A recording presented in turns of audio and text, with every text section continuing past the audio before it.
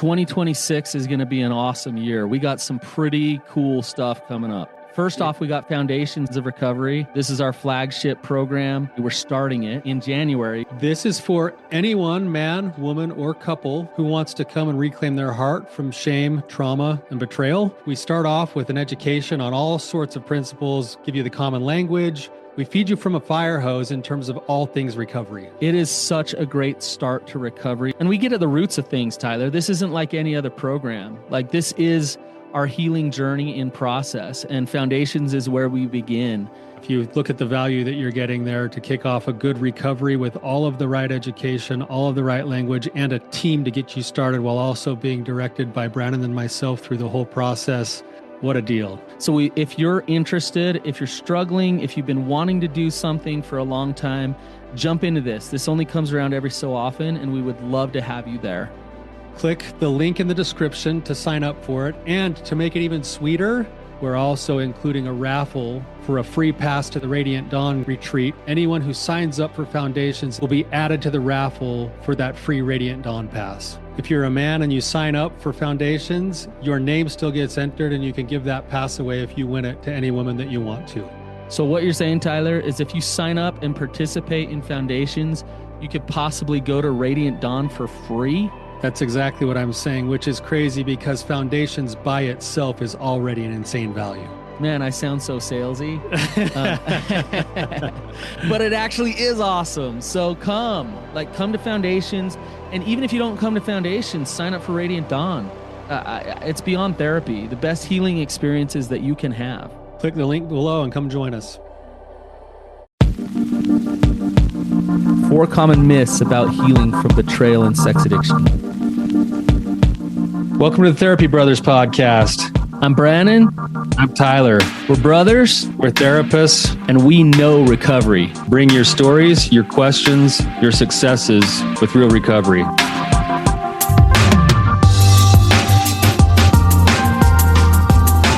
Hey, Tyler, you ready to have some hard conversations? Let's do it. Let the Therapy Brothers podcast begin. Brannon, what's going on, man? Not much. It feels like it's been forever since we chatted, you know? Yeah. I mean, you picked the exact right week to take off. I know, my goodness. The world went to hell in a handbasket while I was gone. It seemed that way. Golly. Yeah. That was rough. And we had some personal family stuff go on. I mean, it was an interesting time to be disconnected from the world, and I was trying to stay disconnected, but every once in a while I checked my phone, and it's like the next thing had happened, you know? It was a week, man. It was a real week. A real week of like big like loss. I mean, for me personally, for, you know, our basically for our country, but I mean, there were, I think, 3 this week. There were, in addition to all of this stuff all over the news, there were 3 people that I know that lost their lives this week. Yeah. And man, like I feel like my soul is like over inundated with even the ability to like process or grieve, you know? Yeah. So, like I've felt kind of numb, and I'm waiting for it to hit me a little bit. So yeah. And to hear you had even more, like, we need to talk about that, Tyler. Yeah. So I'm curious, but we can talk about that later. Yeah. So, you know, where do we find hope? How do we, you know, one thing about this kind of silver lining to it all, I think, is it's definitely made me stop. A really quick story. I ran a group, before I went out of town, and on that group had a client who had lost someone in his family, and he was extremely just powerful and amazing in that group. And I was driving home from the group and just started thinking about my own kids and my own, you know, and I got home. By the time I got home, I was just like sobbing. I walk in my door and my kids are like, what is going on? They all came over and just like hugged me all together. And, you know, it just like, it one thing it does is it makes you realize how important every day is that we have. and to stop and just get present and take stock with that, because I think we take it for granted. We just kind of bump along here and there, and all these tragedies that have happened like make you think like, whoa, like life is precious, you know. Amen, Brannon. I kind of have this goal in my life. I don't think I've ever shared this with you, but I have this goal in my life that, you ask the question all the time, you get asked, you think the question, and in times like this, you really think this question is like, what would I want to do before I die? Or what would be like, if this was my last day, what would it look like? And I personally want to live a life that on most days, if I get to the end of my day, I'd be something like, today would be an okay day. Uh-huh. And the only way you get to that is, I think, at least as this has been my experience as I've been wrestling with this, is to try to practice being present and living the life that's directly in front of you, whatever it brings. And there is the possibility of being able to go to bed every night on a clear conscience, going, yeah, today was enough. Yeah. Yeah. Yeah, absolutely. So anyway, I know we're way off of where we're actually going on the episode today, but Yeah. Tyler, there's this kind of stick here, and then we'll shift. I have all these windows in this office that I'm in, and you and I used to mow lawns every week, and there's all these like little business buildings, and they all have little lawns. And so in my mind, I'm like bidding them out, like, well, I'd probably charge that for that or that for that. And, how much could this complex bring in if you got most of these accounts? If you just mowed the lawn every week. Yeah. And every Wednesday morning, this crew comes, and it reminds me of us. Like they are the us crew. They're just, they're kind of a beat up ragtag crew of like college kids, And every Wednesday morning, and when they show up, it's like, holy crap, like another week went by. Yeah. Like, what? Wow. Another week? Like they're there again? Like what? And I just kind of watch time just go by the weeks, and it's like, holy cow, just like boom, another week, boom, There's the Mo crew again. Yeah, there's the Mo crew. They're back every Wednesday morning. So yeah, time, we only have so much of it. It goes by really quick. And it just, what you said, focus on each day and look back and just be like, that was an okay day. That was good. Yeah. So, all right. Let's shift. Let's go, Brandon. We got an important topic today. Yeah, we're going to talk a little bit about common myths about the process of healing from both sides inside of a partnership after there's been betrayal or with sex addiction. That these myths happen because emotion takes over, and knee-jerk reaction will happen, and we just unconsciously start to do. You just unconsciously start to react to a highly emotional, intense, difficult situation. And the reason why we want to talk, Tyler, why do we want to talk about these? Because we're in the business of trying to help people find healing, and the myths we're going to talk about are things that demand a lot of emotional energy, sometimes time, and they don't often yield much in the way of actually the healing inside of the relationship or personally. Yeah, but before we really dive into these, chances are you've fallen into most of these, and we're not saying you're bad. We're saying that's normal. We're saying it's normal, and consider that maybe what all of these things feel like they promise some kind of reward, but they don't actually very often produce much of a reward. Yeah, so it's hard to hear, because if you're doing these things, it's like, well, don't tell me that I shouldn't, or like but what Tyler's saying is absolutely true. We want you to get better. And we know we've been around the block long enough that we know that these things don't work. In fact, they actually cause harm. They actually continue the suffering. And so that's why we're going to talk about them today. And hopefully as you listen, you can look at your own recovery and what you're doing in your own work and say, yeah, like that's something that I definitely do or struggle with. And I need to reconsider this because this is not helpful. So, yeah. Tyler, do you want to start? Let's go back and forth. So we're going to do two from each side of it. If you're two myths that the unfaithful believe, and two myths that the betrayed often believe or follow through on that don't yield great results. And we'll just kind of stagger and alternate. Does that sound all right? That sounds perfect. All right. I'll start, if that's all right. This one is a myth that comes from the betrayed side of the equation. And immediately after finding out, it kind of blows open, the secret's out now, things are starting to kind of unfurl, all the new information is coming out. There's a common myth that many people get trapped in, that as a betrayed partner, I need to become the primary accountability partner for my spouse. Yeah. Yeah. It's fascinating, Tyler. Like when betrayal happens or discovery happens, that the person who betrayed oftentimes wants their partner to like think that they're okay. And one way that they do that is they wrap them into their recovery. They like, here, you're my sponsor. You're the one that tells me I'm okay or not okay. And the betrayed partner will take the bait, and it seems like it's done from a place of support. And oftentimes it is. There's some of that going on. But it's also done from a place of control. Of if I am the person who you're accountable to, then I know more, I get to manage more, I get to see more. So I'll schedule your therapy appointments for you.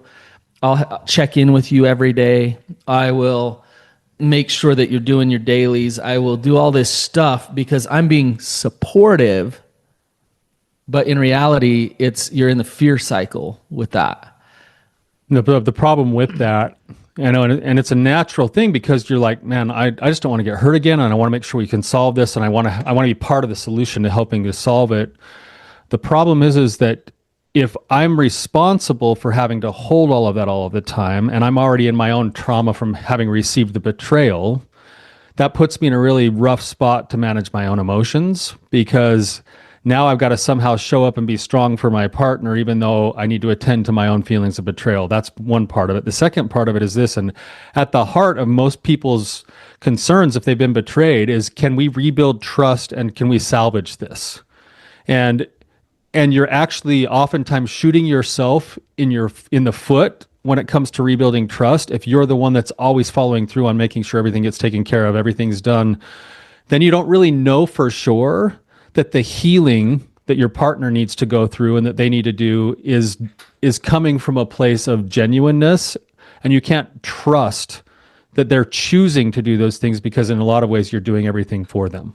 Would you rather trust your ability to manage their recovery and manage them, or trust them? Because the one actually gets in the way of the other. That's right. Right? But it's less vulnerable, it's less scary to manage the whole thing. Yeah, well, I can manage it. I'm in charge. You're accountable to me. It's less vulnerable because you feel like you're more in control. But that exactly what Tyler just said, that gets in the way. You can never know whether that other person is trustworthy unless they're proactive in their own recovery, and unless they're doing those things without you present. That's right. You don't want to get to a place where every time you're not around, you wonder what the heck is going on. Yeah. You want to be in a relationship with somebody who chooses to do the right thing even when nobody's looking. Right. And if you're now all of a sudden always looking, then there's that piece of you that's doing it to try to feel safe, and there's a piece of you that doesn't want to get hurt again, which makes total sense, but it's going to erode the ability to actually trust that the work is genuine. Tyler, I've gotten some pushback a little bit where, I'll be running, betrayed partner groups, and I'll say things like, hey, set some boundaries for yourself about how much you're checking his phone, how much you're checking in on him, how much you're tracking him, following him, reminding him of therapy appointments, all of these things. Like, set some boundaries with yourself. And the pushback that I get is, Brannon, if I didn't investigate and make sure, then I would have never caught him and I would have never found out. So Right. you're telling me to stop doing this behavior, and you're kind of reinforcing this idea of keeping my head in the sand and just not being aware at all. And here's the truth of it, Tyler. This is kind of a difficult concept to understand. I actually believe that there's an intuition and a gut feel sometimes where partners go discover things. Like Absolutely. I looked up the internet history and I found a bunch of stuff. Absolutely. Good for you for following that gut prompting and that intuition. That's awesome. But in long-term recovery, as you start to engage in the recovery process, that's not like a gut feel anymore if you're caught up in that fear cycle and you're managing their recovery. And the fact of the matter is you look more for the energy, the feeling you get from them than it is about the exact things that they're doing. I don't know if I'm explaining this very well, Tyler. No, yeah, exactly. It's basically the question is, and what we're not saying is don't check up, like if you have that gut feel, but there's an energy difference in that. Like, and you'll feel it, Brannon, when you're in the office, and people who are listening will understand this too, because they probably experience these things differently. But if I'm doing what I'm doing out of fear and compulsion, that's different than doing what I'm doing because something kind of hit me in a grounded way. Yeah. Right. And there's a different energy in that. There's like a knowledge and a groundedness versus a fear and a compulsion. And living out of fear and compulsion in the long run, it's a normal thing when there's crisis going on, but in the long run, that's not a sustainable energy, and it's not going to produce great fruit most of the time.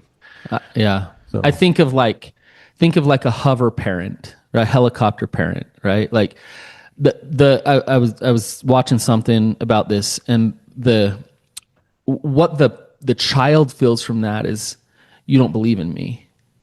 You don't believe that I'm capable. And what the parent is doing is saying, no, I love them, so I'm going to make sure they're okay. So I'm going to watch everything they do. So I'm going to, and the fact of the matter is it's good for the parent and good for the child to have that autonomy as a human. That's good for their relationship, where the child can fail, can get hurt, but the parent is there to support and see them and love them. But there's that autonomy going on. It's the same thing with this concept. So should we move on to the next one, Tyler? Yeah, you're up. This one actually, it goes right hand in hand with what we're talking about. What side is this one on? Is this on the unfaithful? This is the betrayer's side, the unfaithful side. And actually the betrayed actually falls into this myth as well. Like, so I guess it's both. But the knee-jerk reaction is that this thing that's happening is about the relationship. It's a relationship issue. The truth is the relationship is very much affected by what is going on, which makes it a relationship issue. Right. But when the focus for the healing is on the relationship, then you're shooting at the wrong target for actual healing, for actual recovery. And it's like, well, if we can get to a place where the couple feels good together, then everything's okay. That is fleeting and will never happen if that's the only thing that you're working toward, because that's not why you got in this situation in the first place. That's right. And if you're looking at it from being the unfaithful's perspective, using this kind of thing, is there is some pain oftentimes saying, hey, things were broken in our relationship and there was some disconnection, and that's why I ended up choosing to do X, Y, Z, whatever. Right. But now that's a justification for the poor behavior rather than an acknowledgement that there were things wrong. And I still have to take a look at the fact that I chose to do that behavior, and that's something inside of me that needs to be addressed. Yeah. Right. And a lot of times it feels like blame on the partner. And the thing about it is this, I work with couples all the time. You do too, Brannon. I had one last week just beating their head against the wall because he's the one that's done the betraying, and he's coming in and saying, but can't you see that my needs, da, da, da, da, da, da, da, da, and that's why I had to go and look at porn, or that's why I had to go and do that. And that's why it's like, and I'm sitting there I've never had that session before. I'm sitting over there watching the partner just like go. All he's really saying is, I want to be connected. I want to have a deeper relationship. I want to this and that. And the more that he keeps saying those things, the more she just continues to tighten, withdraw. And then finally she's coming out with like her own anger, her own frustration. And then the disconnection gets even further. Whereas if he were to come in and be like, hey, look, like I have some real issues with my anxiety in the relationship. I have real issues with boundaries in the relationship. I have real issues with being authentic in the relationship. Shame. I have real issues with honesty. I have real issues with trust. And I have my biggest issue is shame. I don't know how to manage my shame, and it's nobody's issue but mine. And I haven't dealt with my trauma, and I need to go work on and I need to go to work on that. And that is the pathway forward. But instead, that requires honesty. It requires a big amount of accountability, and it requires vulnerability. And so it's easier just to say, hey, we got a marriage problem. That honesty, vulnerability, and all the things you just listed, Tyler, that is about the individual, and requires and is about self-determination to heal on your own. And this is the catch-22 is like, when it's about the relationship, then a lot of times the betrayer is like, well, what can I do to make sure that they're happy or okay or whatever? And the truth is if you're working your actual recovery, then you're going to learn how to be more honest and more vulnerable. And that might be hard. Tyler, it's so obvious. This is like, how many times have you heard this where it's like, somebody starts to develop a sex addiction and they're 12, 13 years old, and it escalates and it's compulsive and it's just happening, right? That they've never ever met their spouse yet for years. And this compulsive behavior is happening. They're numbing their emotions with it. They're building up their shame. They're destroying their self-worth. They're living in secrecy more. And then along comes like this, person they fall in love with. And they think, and what do they think oftentimes? They think, oh, well, now my problems are all solved because I found the person who can take care of everything. So think how crazy this is. Like years of developed behaviors, years and years of it. Not just the acting out, but the secrecy, the hiding, all of it. The shame. The attachment issues, the everything that is there. Years and years of it. Then it's like, oh, a pretty face. Like, yay, we got married. Life is better now. Sorry, that's not how it works. And then what happens in the marriage? They think, well, the problem didn't go away. But the person was supposed to be the solution, and when it's not, then they keep going back to the same well, going, but this relationship's supposed to be fixed and be better, and feeling worse about themselves because. Yeah. That now they really shouldn't be acting out in these ways, and they are, so now they feel worse about themselves. Secrecy goes even further, and then D-Day happens, and they go into a therapist's office. They come to my office or your office, and they're like, "Fix this relationship." Like, what do we do to fix us? And it's like, whoa, where was the seed planted? Right. What is the actual issue? And I get it. Like, to fix the relationship, you have to fix the individual parts in the relationship. The ingredients have to be there so that the relationship can flourish. When the focus is on the relationship, then you don't deal with, working on that recovery. The principles that it requires to do the work on the individual level actually are some of the same principles in most cases that do the healing in the relationship. Yes.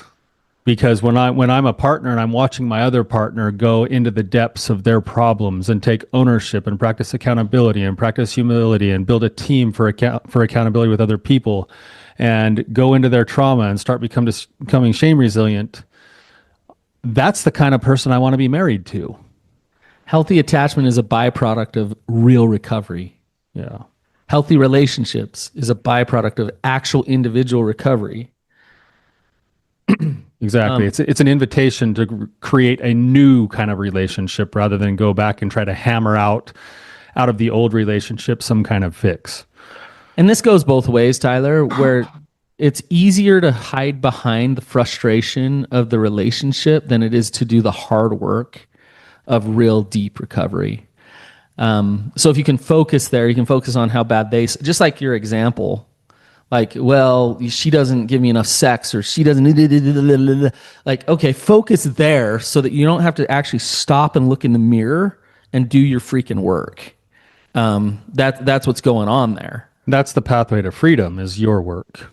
Get accountable, stop playing the victim in the relationship, focus on your individual healing so that you can create healthy relationships. Yeah, and by the way, Brannon, what you said that's the empowering way to do it. Yes.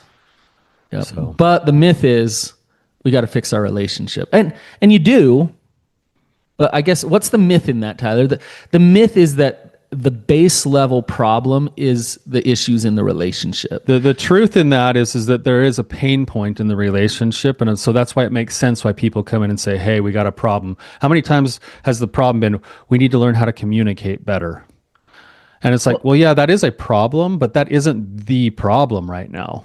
Like, there's a reason why you guys communicate just fine. It breaks down because there's a lack of boundaries and shame resiliency and all those other things. The relationship issues are the symptom. Yeah. And not the actual in many cases, yes. Yeah. That's it. So yes, there's a pain point there, but pursuing that is like pursuing the visible part of the iceberg when there's a whole bunch of stuff underneath the surface that is really. I love the iceberg analogy. Yeah, we always get back to that. Somehow the iceberg always makes its way into places. It's a good one. Do you have a poem about an iceberg? No, but I should probably go find one now. You should write one. I challenge you. Write the iceberg poem. Write the iceberg poem. Share it at Rising Sun. Just so you can laugh at me. I would love it. Yeah, I know you would love it. I might write one, or I might have. What the thing is if I write it and I get up there in front of all the guys at Rising Sun and then I share my like iceberg poem, I want to make sure you're facing me and not behind me, like mocking me the whole time. I challenge you to write the iceberg poem without using AI. That's my challenge to you. Nobody does anything without AI these days. He won't commit.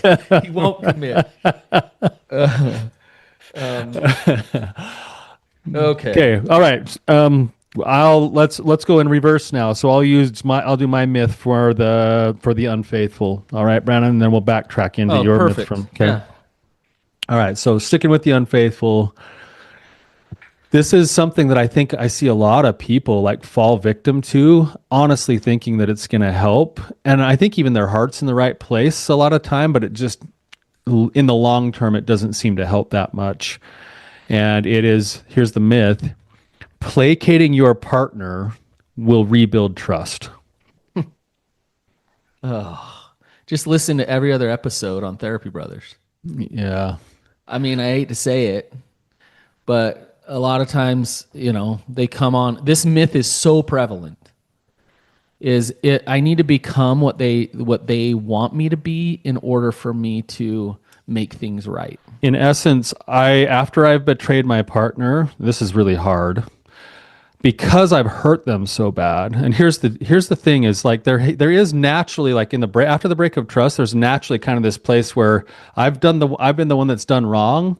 I should do everything in my power to try to help fix it and make it better, even though I can't fully fix it, but I should, like, if I'm going to have a fully kind of like broken, say, repentant heart, then my desire would be to want to be able to fix what I've broken, right? The problem is that it gets attached to this belief that goes with it that says, because I've hurt my partner, I am now always responsible to make sure that they're never upset with me. Yeah. And then when I start doing that, I have a tendency to lose my shape, lose my integrity, sacrifice my values, and now I'm eroding my values and myself some of the time because I think I'm responsible to make sure my partner never has any bad feelings. Yeah, and this is really hard, Tyler, because when you've hurt somebody, the last thing you want to do is to continue to hurt somebody. But and it feels like, if I'm honest, sometimes that truth is painful and hurts you, And it is. and it Sometimes it is. does hurt. But you're selling out for the short term and destroying the foundation of a relationship by just because think about it. If I've hurt you because I've been dishonest, and then we try to navigate our relationship, and what I do to try to keep the peace is show up dishonest, am I harming or helping the relationship? I'm avoiding the acute consequences of being different or having a disagreement and seeing your pain at the expense of the long-term hopes that we can actually be two authentic people who choose to be in a relationship with each other in our authenticity. Right. So let's give an example.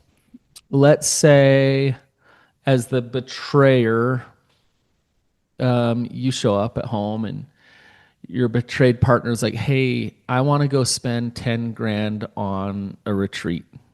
Like, I'm going to go to this retreat and I want to spend 10 grand on it."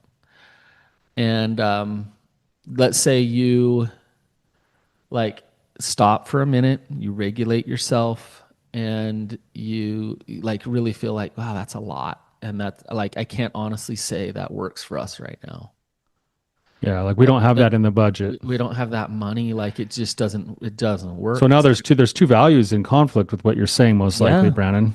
One is that I want to be the person who, if it's going to help you with your healing, I'll kind of do whatever it takes to try to help facilitate that. I want to have that attitude. And when I look at the budget, man, like the stress that we're going to have trying to climb out of the hole after that expenditure might not be worth the squeeze in terms of our recovery, because Right. now we're going to have to like figure out how to And so let's say your partner, budget together on let's that. say you voice that like, "Oh, I don't know if we can afford that." And you do it in a kind, loving way. And your partner comes back with, "You did this to me. I can't believe you won't support me. What's wrong with you? Like, how come?" Like, just blame back, right? Mm-hmm.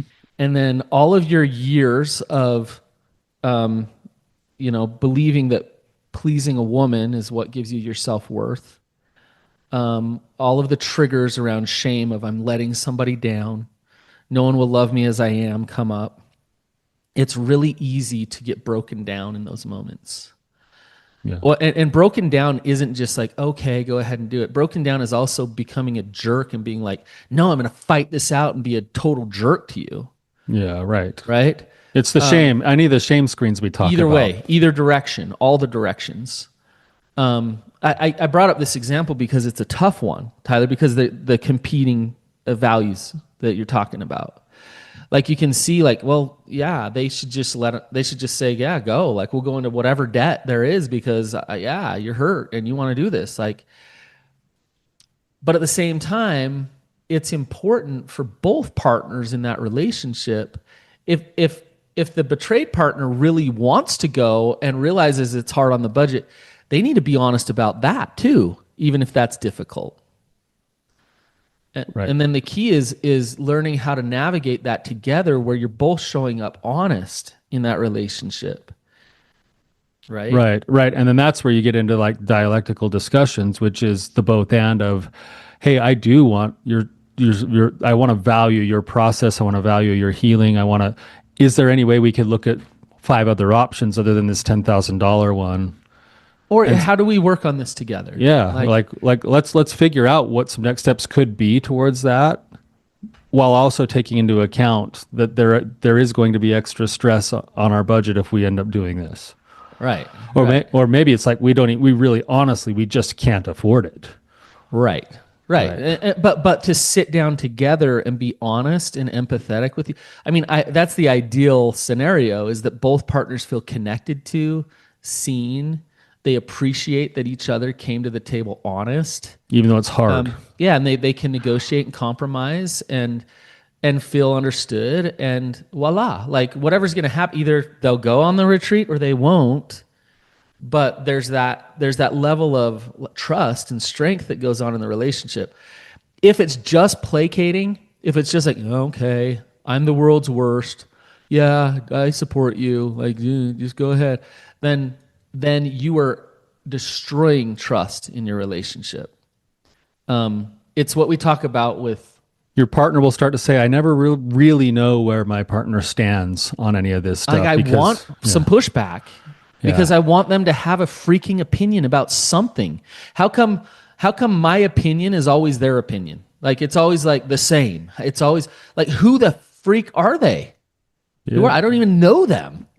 Admittedly, Brannon, that was maybe one of the biggest complaints right after D-Day in my own marriage was my wife would come and she would start fights, and I'd be like, you know me, Brannon. I can be the You go into ultimate placating chameleon. mode. I can placate with the best of them, and she would keep going and keep going and going, and then she'd finally say it, just come flat out and say it. She's like, I just want you to fight with me. Just have an opinion. Just fight with me for a minute. I'm like, Who are you? Where's your backbone? and all I'm doing is making it worse because I'm just like, like she could change arguments you want an mid-sentence. Like, opinion? okay, yeah. Oh, okay. You want an opinion? Okay. Now I'll give you an opinion because you want an opinion. And finally she's like, I just want to have a disagreement with you, Tyler. Like, Yeah. just please, like then. And so all of a sudden I'm thinking like, why is she saying all this outlandish stuff?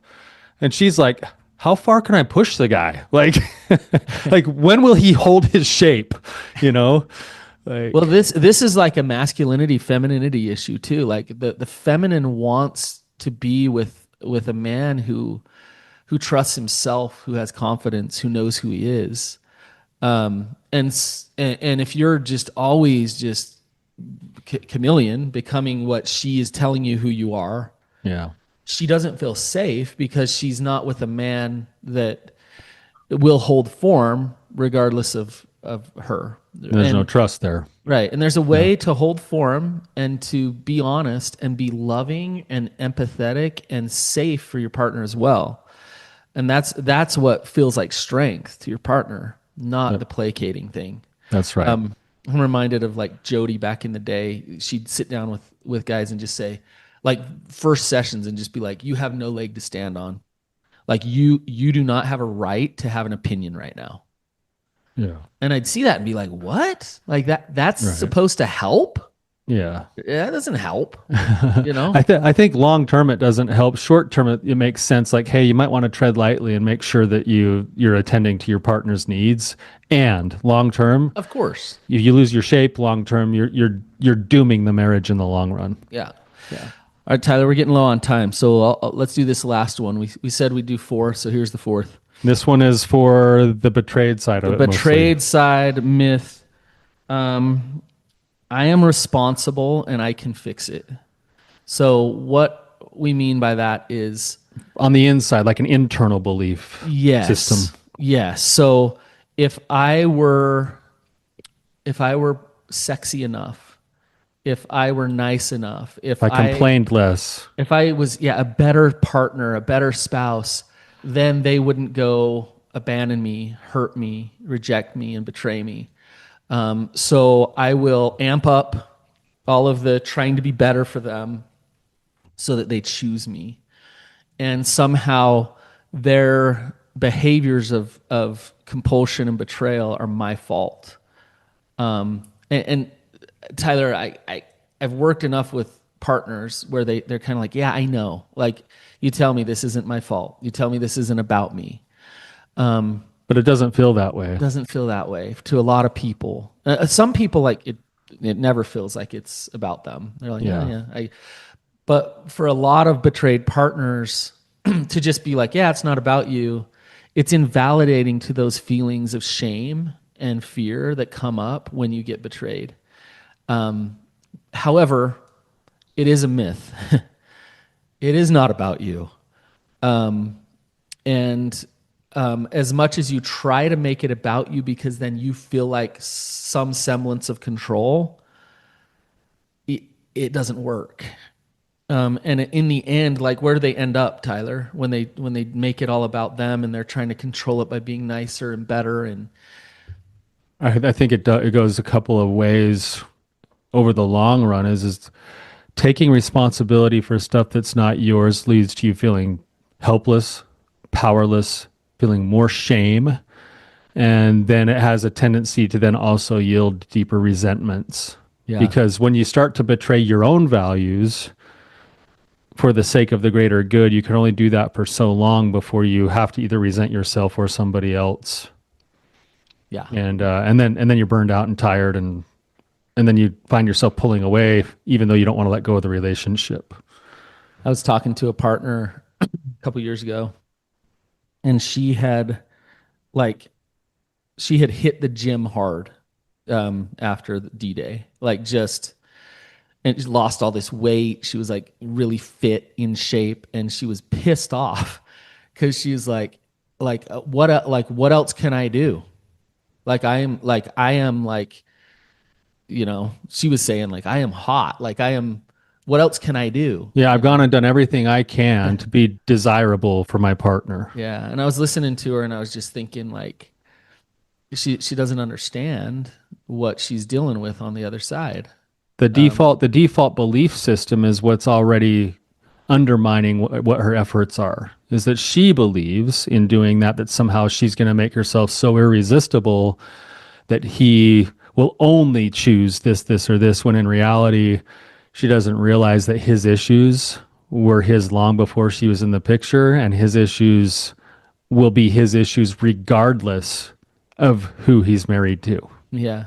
I mean, how many times I've sat down with people who their spouse is just a lovely person, just a good human and a great spouse in so many ways.